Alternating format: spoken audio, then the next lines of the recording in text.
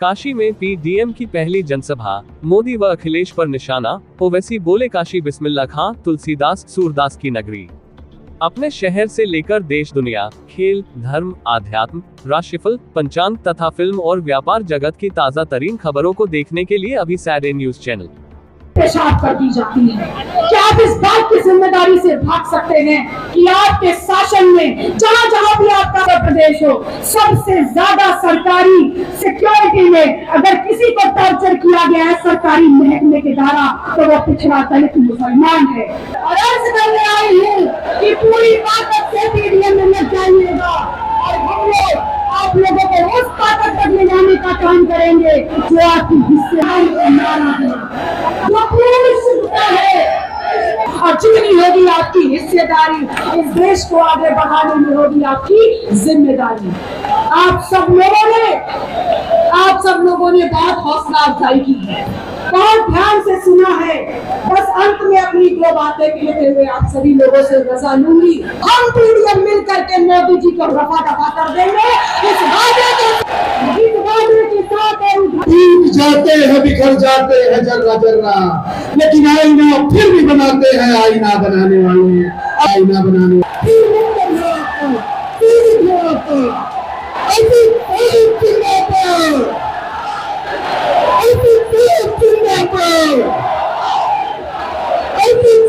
में सफर की और हम अपनी मंजिल को जरूर पहुंचेंगे। और उस मंजिल को पहुंचते पहुंचते मुझे यकीन है कि आप तमाम का साथ मिलेगा। और ये जो हमने शुरुआत की पीडीएम की, ये आने वाले पार्लियामेंट के इलेक्शन में भी रहेगा, आने वाले जिला परिषद के इलेक्शन में भी पीडीएम रहेगा, और फिर जब विधानसभा के चुनाव होंगे ये पीडीएम उस वक्त भी रहेगा इंशाअल्लाह ताला। तो मैं आपको इस बात का तयक़ुन देने आया हूं कि ये सिर्फ पार्लियामेंट के इलेक्शन के लिए नहीं बनाया गया, बल्कि ये इसलिए बनाया गया है कि आपकी वोट की अहमियत बढ़े। और जब आपकी वोट की अहमियत बढ़ेगी तभी जाकर आपसे इंसाफ होगा। मेरे अजीज दोस्तों और बुजुर्गों, मैं आपको ये बताना जरूरी समझता हूं कि ये पार्लियामेंट के चुनाव में समाजवादी पार्टी ने कांग्रेस से मिलकर अलायंस किया। और सही कहा पल्लवी पटेल साहिबा ने कि जब से पीडीएम बना, समाजवादी पार्टी और दीगर पार्टियों की तरफ से ये एक इल्जाम हम पे लगाया जा रहा है कि हम बी टीम हैं। मैं पूछना चाहता हूं अखिलेश यादव से कि 2014 का लोकसभा का चुनाव आप हार गए, क्या आप मोदी से सौदा करके हारे थे? 2017 का विधानसभा का चुनाव आप हार गए, क्या आपने योगी आदित्यनाथ से कोई डील कर ली थी? फिर 2019 का लोकसभा का चुनाव आया, फिर अखिलेश यादव हार गए। बताओ क्या आपने कोई ऐसी डील कर ली थी कि आपके खिलाफ कोई इंक्वायरी ना हो? अरे 2022 का फिर से विधानसभा का चुनाव आया और यहां पर इस हमारे अंसारी भाइयों की बस्ती में खड़े होकर मैं जिम्मेदारी के साथ कह रहा हूं, आप तमाम ने मिलकर अपना एक एक वोट समाजवादी पार्टी को दिया। मगर बताइए क्या समाजवादी और अखिलेश ने बीजेपी को इख्तिदार से रोक सकी? आपने नहीं दिया समाजवादी पार्टी को वोट बीजेपी को रोकने के लिए, आप तमाम ने दिया। मगर इसके बावजूद भी समाजवादी पार्टी बीजेपी को इख्तिदार में आने से रोक नहीं पाई। अब जब पार्लियामेंट के चुनाव के लिए पीडीएम बनाया गया तो इनके पेट में दर्द शुरू हो गया। अरे बताओ अखिलेश यादव, तुम्हारी जबान से लफ्ज मुसलमान नहीं निकलता। जब तुमसे पूछा जाता है कि बैकवर्ड क्लास के आरक्षण के बारे में बताओ तो अखिलेश यादव कहते हैं मुझे पता नहीं है। जब मुसलमान के बारे में अखिलेश यादव से पूछा जाता है तो बोलते हैं कि मैंने लखनऊ में एक मॉल बनाया। अखिलेश यादव, इतनी बड़ी आबादी अल्पसंख्यक समाज मुसलमानों की उत्तर प्रदेश में रहती है, जब आपसे पूछा जाता है अल्पसंख्यक समाज मुसलमानों के बारे में तो आप एक मॉल की मिसाल देते हैं। ये इनका मसला है। और आज आप देखते हैं कि हमको गाली देने वाले मुरादाबाद में डॉक्टर एसटी हसन वहां के रुकने पार्लियामान थे, उनको टिकट नहीं दिया गया। बताइए क्यों नहीं दिया गया? इसलिए नहीं दिया गया क्योंकि नहीं चाहते थे कि एसटी हसन अगर दोबारा जीत जाएगा तो वो ताकतवर बन जाएगा। आप सबको रोकना चाहते हैं। अरे आप ऐसे लोगों को चाहते हैं जो सिर्फ आपके सामने सर झुकाकर बैठे रहे। मेरे भाई, मैं आपको बताने के लिए आया हूं कि अखिलेश यादव कहते हैं कि अपनी जान दे दो और बीजेपी को रोक दो। अरे अखिलेश यादव, तुम्हारा आधा परिवार नरेंद्र मोदी के साथ बैठकर चाय पी रहा है, तुम उनको नहीं रोक पाते। तुम उनको रोक नहीं पाते और हमसे कह रहे हैं कि जान दे दो और बीजेपी को रोक दो।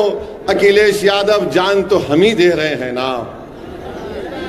बुलडोजर से घर तो मेरा ही टूट रहा है,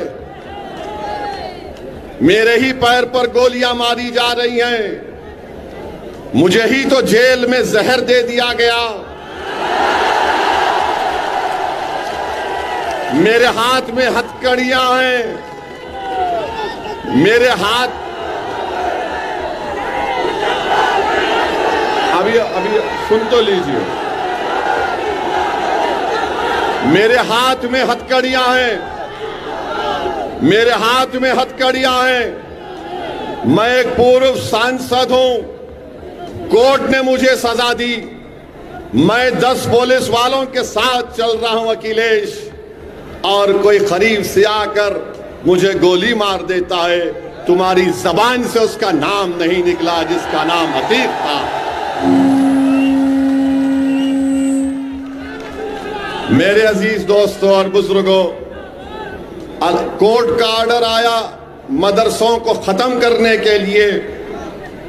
हजारों मदरसे मुतासिर हो गए, लाखों बच्चे मदरसे में पढ़ते, मगर समाजवादी पार्टी बोल नहीं सकती, अपने जबान से मदरसों का नाम नहीं ले सकती। और याद रखिए, समाजवादी पार्टी यही चाहती है कि आप भैया के लिए जान कुर्बान करो और दरी बिछाओ। महम पीडीएम आपसे कहने आई है कि आप मुत्तहिदा तौर पर पीडीएम का साथ दीजिए, तो एक वक्त आएगा इंशाअल्लाह ताला अखिलेश यादव दरी भी बिछाएगा, आपके लिए जान भी कुर्बान करेगा। कब तक आप लोग, हमारा हाल ऐसा है कि भैया के साथ बैठकर एक फोटो ले लिए तो समझते कि बहुत बड़ा तीर मार लिए। छोड़ो इन चीजों को। क्या तुम में काबिलियत नहीं है? क्या तुम अखिलेश यादव की तरह नेता नहीं बन सकते? बन सकते इंशाअल्लाह ताला। सिर्फ एतमाद की जरूरत है। ये जो हमने अपने दिमाग में ये जहनियत बिठा ली कि नहीं नहीं हमको इनके पीछे चलना है। अरे भाई, तुम दुनिया में इसलिए आए ताकि तुम दुनिया की इमामत कर सको। तुम दुनिया में इसलिए नहीं आए कि तुम पीछे चलो। अरे पीछे चलते कौन है? जो जानवर मवेशी के पीछे जानवर चलते हैं। हम इंसान हैं, याद रखो। ऊपर वाले ने आपको सोचने और समझने की सलाहियत दी है और आप अपने दिलो दिमाग पर जोर डालो। अब क्या बचा बताओ? अब यहां से तो उठना ही है ना, और नीचे तो नहीं जा सकते, अब यहां से उठना ही तो है। मगर आज भी आकर हमारे दरमियान में बाज लोग कहते हैं कि नहीं नहीं, अगर कोई मोदी से मुकाबला कर सकता है तो फुला है, पूर्व मुख्यमंत्री है। अरे भाई, उसका आधा परिवार बीजेपी में जा चुका है, आधा परिवार बीजेपी में जा चुका है। इन्हीं के लोगों, इनके पार्टी के लोगों का पेट्रोल पंप तोड़ दिया जाता है, इनका एमएलए जेल को चला जाता है। ये कभी जाकर मिलना तो छोड़ो, इनके परिवार से पूछते तक नहीं कि बताओ तुम्हारे क्या हालात है। क्योंकि ये जानते हैं कि आप बंदी हैं, ये जानते हैं कि आप कहीं पर नहीं जाने वाले हैं। आपके सामने सिर्फ बीजेपी का नाम लो, आप सब खामोश हो जाते हैं। अरे बताओ, यहां पर जिस जगह पर मैं खड़े होकर अल्लाह ने मुझे मौका दिया आपसे कुछ बात करने का, इस शहर के member of parliament Narendra Modi है। बताइए आप 10 साल से मेंबर ऑफ पार्लियामेंट है, क्या नरेंद्र मोदी ने आकर पूछा कि हमारे अंसारी भाइयों के घर में कभी चिराग जलता है या नहीं जलता है? क्या नरेंद्र मोदी ने बुनकरों की सहूलत के लिए कुछ इकदाम किए? नहीं किए। क्या नरेंद्र मोदी ने, मोदी का नाम लिए तो आवाज क्यों कम हो रही?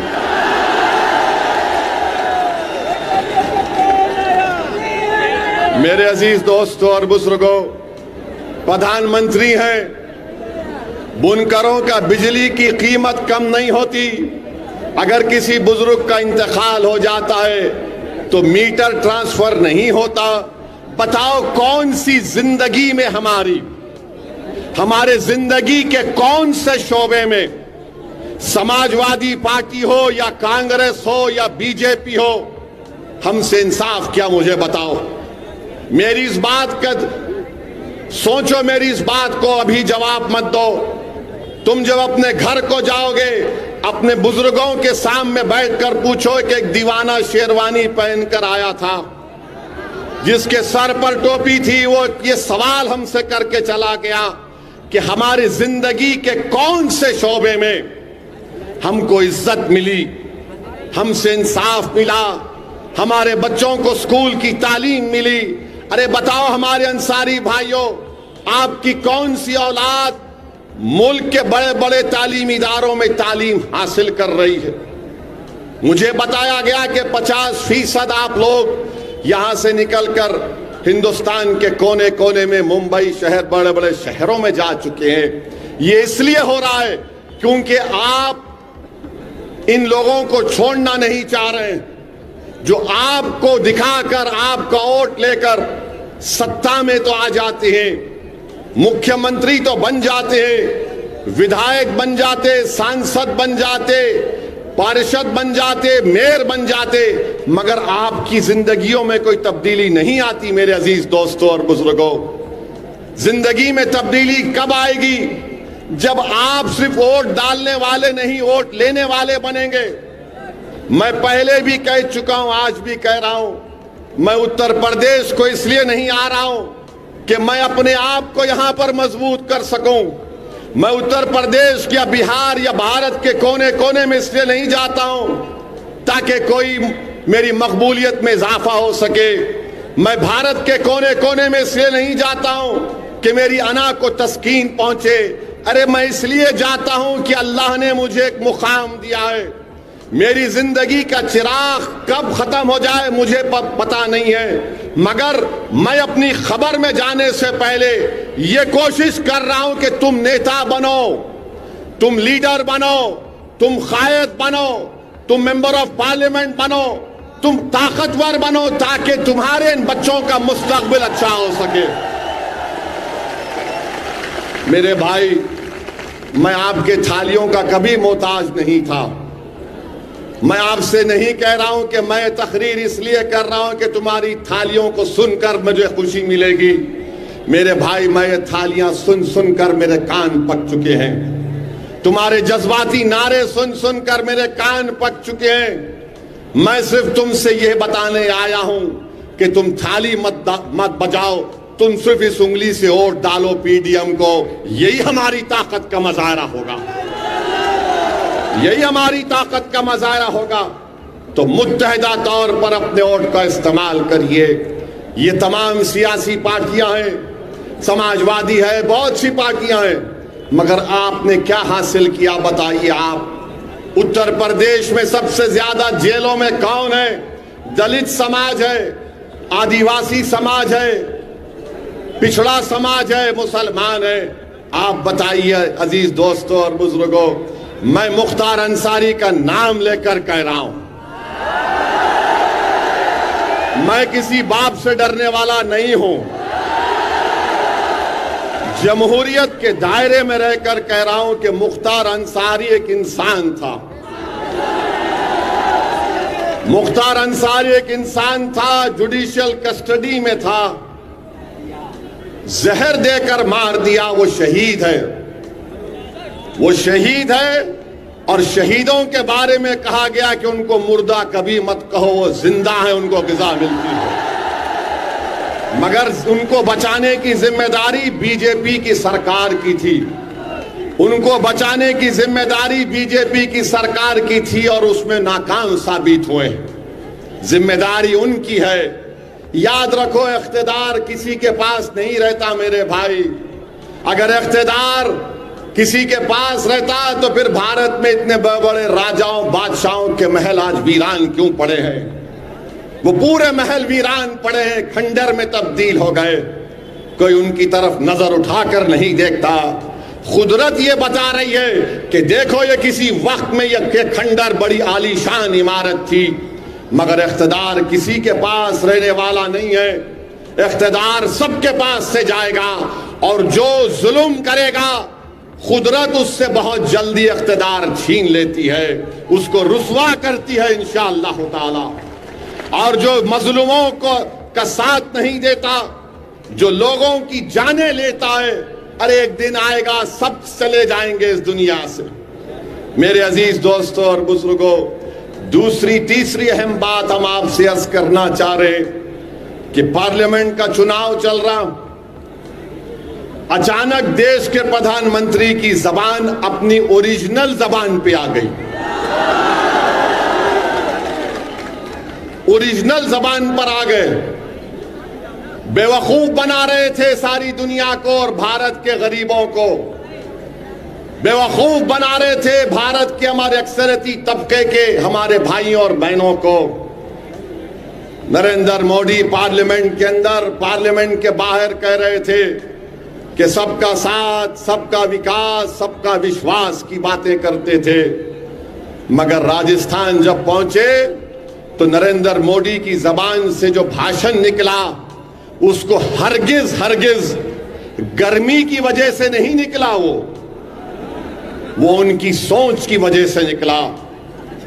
जो वो सोचते हैं वो उनकी जबान पर आ ही गया। 2002 से नरेंद्र मोदी जो भाषण दे रहे हैं, हम 2024 तक आ गए। नरेंद्र मोदी गारंटी, मोदी की गारंटी की बात करते हैं। मेरे अजीज दोस्तों और बुजुर्गों, मोदी की एक ही गारंटी है, वो है मुसलमानों से नफरत। एक ही गारंटी है। मोदी की दूसरी गारंटी है कि मैं भारत के संविधान को बदलूंगा, क्योंकि जो संविधान बाबा साहेब अंबेडकर ने बनाया, मोदी उसको बदलना चाहते हैं। मोदी की दूसरी गारंटी, तीसरी गारंटी यह है कि ओबीसी समाज से, दलित समाज से आरक्षण को खत्म करके रख दिया जाए। याद रखो, जब पार्लियामेंट में जब नया बिल लाया जा रहा था ईबीसी के नाम पर, मैंने पार्लियामेंट में खड़े होकर यह कहा था, ये बाबा साहेब अंबेडकर के ख्वाबों के खिलाफ ये हुकूमत काम कर रही है। तो मोदी जी की गारंटी ये है। बड़ी बड़ी गारंटी की बात करते, अरे भारत के प्रधानमंत्री आप हैं, आप पसमानदा मुसलमान की बात करते हैं ना। ये पसमानदा मुसलमान का पावरलूम किसका है? पावरलूम पर मोदी जी कभी ध्यान नहीं दिए, बिजली की कीमत पर ध्यान नहीं दिए। मगर अब मोदी जी ने क्या कह दिया राजस्थान में कि भारत के 17 करोड़ मुसलमान घुसपैठी हैं और भारत के मुसलमान ज्यादा बच्चे पैदा करते हैं और भारत के मुसलमानों को हमारी हिंदू माँ और बहनों का मंगलसूत्र छीनकर उनको दिया जाएगा। नरेंद्र मोदी, अगर आप बात मंगलसूत्र की करेंगे तो बात बहुत दूर तक जाएगी। मेरी जबान मत खोलाओ, बात बहुत दूर तक जाएगी, क्योंकि अगर तुम्हारे मुंह में जबान है तो मेरे मुंह में भी जबान है। पूरा शिजरा खोल सकता हूं मैं यहां पर, मगर एहतराम और अदब के दायरे में रहकर कह रहा हूं। अब आप, मैं पूछना चाह रहा हूं, इस बनारस की सरजमीन में खड़े होकर, क्या बिस्मिल्लाह खान घुसपैठी थे? बताओ, क्या आप घुसपैठी हैं? क्या आप घुसपैठी हैं? अगर घुसपैठी नहीं है तो हाथ उठाकर बताओ हम घुसपैठी नहीं है। वहां से हाथ नहीं उठ रहे, हाथ उठाइए जहां तक आवाज अल्लाह पहुंचा रहा है, और जोर से बोलिए कि हम घुसपैठी नहीं है। इस मुल्क को आजाद हमने करवाया। बोलो मेरे साथ, इस मुल्क को आजाद हमने करवाया। इस मुल्क में अंग्रेजों को हमने भगाया। इस मुल्क को अंग्रेजों के भगाने में आरएसएस का कोई रोल नहीं है। वो माफीनामा लिखते थे, हम सूलियों पर चढ़ते थे। मोदी जी, हमको घुसपैठी कह रहे हैं आप। अच्छा, आप दूसरा इनका झूठ। अरे सुनिए सुनिए, हाँ जिंदा ही है, जिंदा ही रहेंगे इंशाअल्लाह। मर भी जाएंगे तब भी जिंदा रहेंगे इंशाअल्लाह ताला। क्योंकि मौत क्या है? मौत क्या है? इंसान के जिस्म से रूह निकल जाती है, एक घर से दूसरे घर को मुंतकिल होते। हम फना नहीं होने वाले आए मोदी जी। अब दूसरा इनका बात, अब दूसरा सुनिए, बच्चे पैदा कर रहे हैं ज्यादा।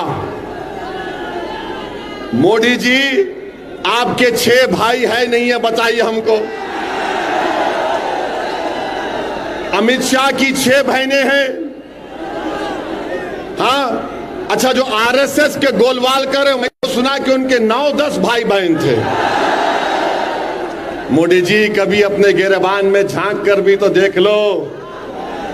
और सच्चाई ये है कि मुस्लिम महिलाओं का फर्टिलिटी रेट, मोदी सरकार का डेटा, इंपेरिकल एविडेंस, आदादो शुमार ये कह रहे हैं कि फर्टिलिटी रेट मुस्लिम महिलाओं का गिरा है।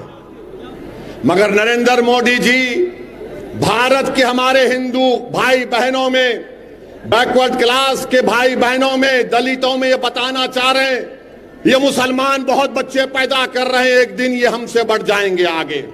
नहीं मोदी जी, इतना झूठ तो मत बोलो। वो गाना क्या है, झूठ बोले तो कौवा काटे। मोदी जी, आपको मालूम कि भारत में मुसलमानों की आबादी कभी भी 18.5 या 19% से आगे बढ़ने वाली नहीं है। और जिस दिन हमारे हिंदू भाई बहनों की आबादी स्टेबलाइज होगी, उसके 40 साल के बाद मुसलमानों की आबादी स्टेबलाइज हो जाएगी। अब बात तीसरी है मंगलसूत्र की। तो मैं आपको बता रहा हूं, क्या उत्तर प्रदेश के बड़े बड़े नदियों में, तालाबों में लाशें नहीं बह रही थी? कोविड के दौरान बह रही थी ना लाशें। तो जिसकी लाश बह रही थी उसकी हमारी बहन, हमारी बेटी का भी तो सुहाग उजड़ा होगा। बताओ मोदी जी, क्या आपने कभी किसी घर में जाकर उनको पुरसा दिया? आज आप मंगलसूत्र की बात कर रहे हैं। मोदी जी, आप ओरिजिनलिटी पे आ गए अपने। आप धोखा दे रहे थे। मैं सबको साथ लेकर चलना चाहता हूं। मैं विकसित भारत बनाना चाहता हूं। मैं तीसरी बड़ी इकॉनमी भारत को बनाना चाहता हूं। मोदी जी, आप शुरू से यही चाहते थे कि यहां पर हमेशा इस देश में हिंदू और मुसलमान लड़ता रहे, गलतफहमियां बढ़ती रहे, नफरत की दीवारों को खड़ा कर दिया जाए। और नफरत की दीवारों को खड़ा करने के बाद आप अपनी सियासी रोटी सेकना चाहते हैं। मगर याद रखो नरेंद्र मोदी, ये देश का हिंदू, ये देश का दलित, ये देश का पसमानदा, इस देश का मुसलमान, इस देश का पिछड़ा सब जान चुका है। आपने 10 साल में कुछ नहीं किया। अरे अगर कुछ किया होता तो गरीब के बेटे के पास, बेटी के पास नौकरी होती। बताओ, नौकरी मिली आपको? कितनों को नौकरी चाहिए? हाथ उठाओ जरा। ये टीवी वाले कैमरा पलटाओ, दिखाओ आपके पप्पा जी को। इतने हाथ उठे हुए हैं जिनको नौकरी चाहिए। मीडिया नहीं दिखाएगा क्योंकि उनको अपनी नौकरी प्यारी है। तनख्वाहें कम हो चुकी हैं, बच्चों के लिए फीस देने का इंतजाम नहीं है। मेरे भाई, नरेंद्र मोदी ने क्या किया, और एक बात सुन लीजिए, मोदी जी ने देश के आज हमारे देश में 5% लोगों के पास 60% देश की दौलत है। कितने? 5% लोगों के पास 60% दौलत है। देश के प्रधानमंत्री इस पर खुश होते हैं, इस पर खुश होते हैं। मोदी जी, क्या आपने भारत के संविधान की डायरेक्टिव प्रिंसिपल का आर्टिकल 39 को नहीं पढ़ा आपने? हमारे संविधान जिसको बाबा साहिब अंबेडकर ने बनाया, आर्टिकल 39 ए और बी और सी कहता है कि देश की दौलत सब में बांटी जाए, देश की दौलत सब में बांटी जाए। तो मोदी जी कह रहे हैं नहीं नहीं, सब में नहीं बांटी जाएगी, जो इलेक्ट्रल बॉन्ड देगा उसी को दौलत दूंगा। आपको पता है कि मोदी जी को 8,000 करोड़ का इलेक्ट्रल बॉन्ड मिला है। कितना? 8,000 करोड़ का इलेक्ट्रल बॉन्ड। जिसने इलेक्ट्रल बॉन्ड दिया, मोदी जी ने उसको कॉन्ट्रैक्ट दिया। और जो मोटा सेठ, कोई सेठ अगर किसी राजनेता को पैसे देता है तो वो अपनी मां के मरने के गम में नहीं देता, वो अपने बाप के मरने के गम में नहीं देता। वो अगर कुछ देता है तो ये कहता है कि भाई साहब, आपको मैं इतना दे रहा हूं, मुझे इससे डबल ट्रिपल चाहिए। जितने लोगों ने इलेक्ट्रल बॉन्ड में बीजेपी को पैसे दिए हैं, उन सबको मोदी जी ने खुश कर दिया, उन सबको कॉन्ट्रैक्ट दिया। आपको पता भी नहीं होगा कि गोश्त के नाम पर दुकानें बंद हो जाती हैं, बंद होती है ना, बीफ के नाम पर मारा जाता है। एक कंपनी का नाम अलाना कंपनी है, मोदी जी को बीफ कंपनी ने 10 करोड़ रुपए दिए, 10 करोड़ रुपए लिए, और आप मारते हैं अखलाक को, पीलू खान को। अरे कुछ तो शर्म और हया के मुजाहरे करो। बड़े बड़े कंपनियों से इलेक्ट्रल बॉन्ड ले लिए। हाँ, अखिलेश यादव को भी इलेक्ट्रल बॉन्ड मिला है, भैया को भी, इनको भी मिला है, इनको भी बॉन्ड मिला है। अच्छा, किसको नहीं मिला? मुझे नहीं मिला और हमारी बहन पल्लवी पटेल को नहीं मिला। क्यों नहीं मिला? क्योंकि ये सब बिकने तैयार थे, हम बिकने वाले नहीं हैं इंशाअल्लाह ताला।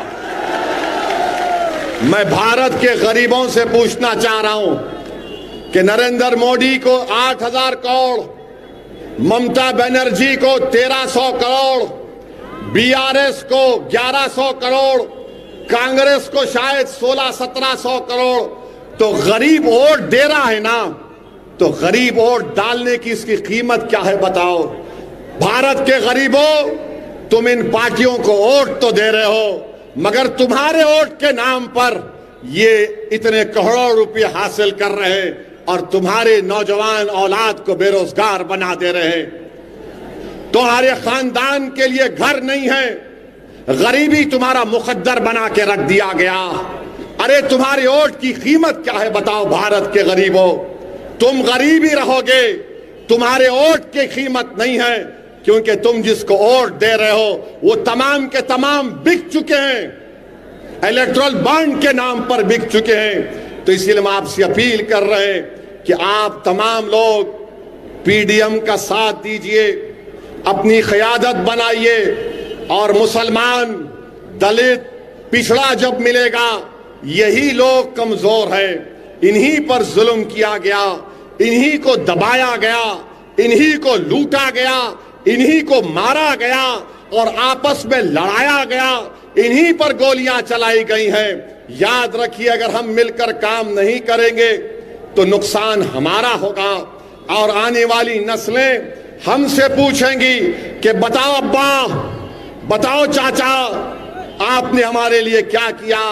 तो चाचा और अब्बा ये नहीं कह सकते कि हमने अखिलेश के लिए दरी बिछाई। चाचा और अब्बा ये नहीं कह सकते कि हमने बीजेपी के खौफ में उस पार्टी का साथ दिया। हम आपसे कह रहे हैं कि डरने और घबराने की जरूरत नहीं है। आपने बरसों कांग्रेस का साथ दिया, आपने बरसों समाजवादी का साथ दिया। अरे भाई, कब तक आप इन लोगों का साथ देंगे जिन्होंने आपको कमजोर करके रख दिया, जिन्होंने आपके वोट को लेकर आपको बर्बाद कर दिया। इसीलिए हम आपसे अपील करने आए हैं कि पीडीएम के जहां जहां पार्लियामेंट में उम्मीदवार रहेंगे, आप उनको अपना वोट दीजिए, एक नई तारीख पैदा करिए और एक अच्छी सियासत हम कर सके। लोग अक्सर मुझसे कहते हैं कि असदुद्दीन ओवैसी भाषण अच्छा देता है, सब अच्छा देता है। मेरे भाई, मैं भाषण भी अच्छा देता हूं, मैं खुद भी अच्छा आदमी हूं, बुरा नहीं हूं। मुझ में भी बहुत कमजोरियां हैं, इंसान हूं। मैं कोई फरिश्ता होने का दावा नहीं कर रहा हूं, मैं कोई वली और खुतुब होने का दावा नहीं कर रहा हूं। मैं ये कह रहा हूं कि मैं एक इंसान हूं। मेरे दिल और सीने में तकलीफ होती है जब मैं नाइंसाफी को देखता हूं। मैं अपनी इस तकलीफ को, इस तमाम नाइंसाफी को खत्म करने के लिए पीडीएम बनाया गया है। मेरी आप तमाम से अदबन गुजारिश है कि आप पीडीएम का साथ दीजिए। भारत की राजनीति में एक नई तारीख आपको लिखना है और मैं समझता हूं कि ये सरजमीन से, यहां से शुरुआत होगी, बनारस से, और आप और हम मिलकर एक नई सियासी तारीख को रकम करेंगे इंशाअल्लाह ताला। मेरे अजीज दोस्तों और बुजुर्गों, पार्लियामेंट में हमने क्या किया, किस तरह हमने आपके मसाइल को उठाया, वो आपके सामने। ट्रिपल तलाक का कानून मोदी जी ने बनाया और बल्कि नरेंद्र मोदी को फजीलतुल शेख बोलना चाहिए, हजरत मौलाना नरेंद्र मोदी। मैं उम्मीद करता हूं कि आरएसएस वालों को तकलीफ नहीं होगी इस पर। ट्रिपल तलाक का कानून बनाए, कैसा बनाए? अगर कोई 3 बार अपनी बीवी को 3 बार तलाक कहता है तो मोदी जी फजीलतुल शेख हैं, हनफी फिक्र के माहिर हैं। कोई बोलता है तो तलाक नहीं होता, मगर अगर गुनाह नहीं हुआ तो केस कैसे बुक हो रहा है बताओ? फिर मोदी जी बोलते हैं कि जब तलाक नहीं हुआ तो जेल में अगर कोई पागल मुसलमान जो गुनाह करता है ट्रिपल तलाक कहकर वो जेल को जाता है, तो मोदी जी ने कहा कि तू जेल में रहेगा और अपनी बीवी को पैसे देगा। कोई जेल में रहकर पैसे दे सकता है अपनी बीवी को? फिर मोदी जी ने, इनका दिमाग देखिए, वाकई में मोदी जी के दिमाग की जितनी तारीफ करे कम है। मोदी जी ने कहा उसको अगर कोर्ट सजा देता है 2 या 3 साल की, तो 3 साल तक हमारी बेटी उस जालिम और पागल के साथ शादी के रिश्ते में बंधी रहेगी। और मोदी जी ने कहा मेरी बेटी, मैं मुस्लिम बेटियों का हमदर्द हूं। जब तुम्हारा पागल गुनाहगार शौहर 2 साल या 3 साल के बाद जेल से निकलेगा तो तुम अपने हाथ में एक फूल का हार, एक बैंड बाजा, और बैंड बाजे वाले से कहना कि बहाओ फूल बरसाओ मेरा दीवाना जेल से निकल कर आया। बताइए आप, ये कानून बनाते हैं आप? ये कानून बना दिया आपने। हमने 3 बार उस कानून की मुखालिफत की। CAA का कानून सही है या गलत है बताइए? CAA का कानून सही है या गलत है बताइए? हाथ उठाकर बताइए। हमने पार्लियामेंट में उस कानून की बिल को फाड़ा, सही किया या गलत किया बताइए? आपने देखा समाजवादी पार्टी के किसी MP ने बिल के बारे में क्या बोला? देखिए जाकर, मुंह नहीं खुल रहा था, बोल नहीं पा रहे थे। हम जब खड़े हुए 302 MP के सामने, हमने कहा जिस तरह महात्मा गांधी ने व्हाइट साउथ अफ्रीका के कानून को फाड़ा था, हम इस कानून को फाड़ते हैं। यह भारत के संविधान के खिलाफ है। मेरे भाई, इसीलिए हम आपसे कह रहे हैं, हमारी बहन पल्लवी पटेल का भी हमने भाषण YouTube पर सुना। जब वो असेंबली में बोलती हैं तो माशाअल्लाह बड़ी बेहतरीन तरीके से बोलती हैं और बेबाक तरीके से बोलती हैं, अपने अल्फाज को चाप कर नहीं बोलती वो।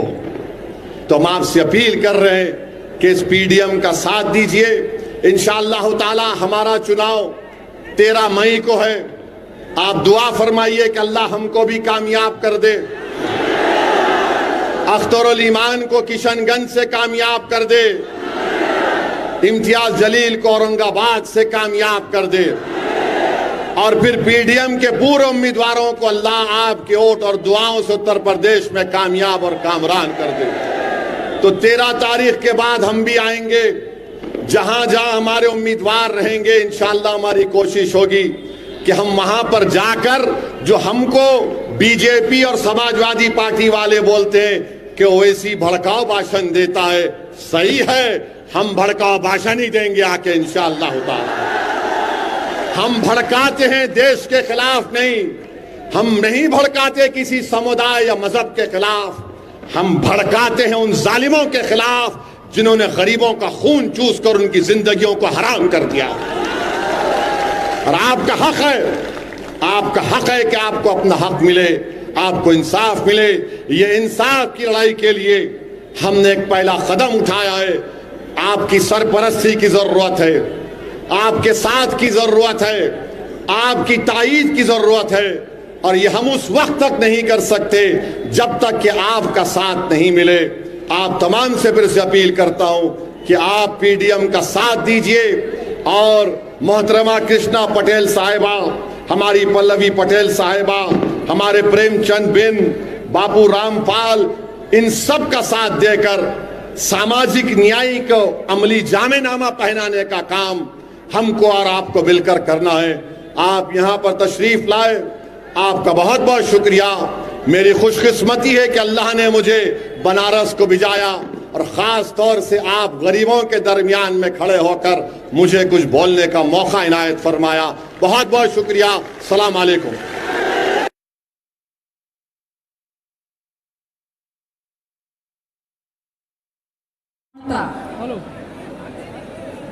संपत्ति, ज्ञान और वैभव फलित करती हो।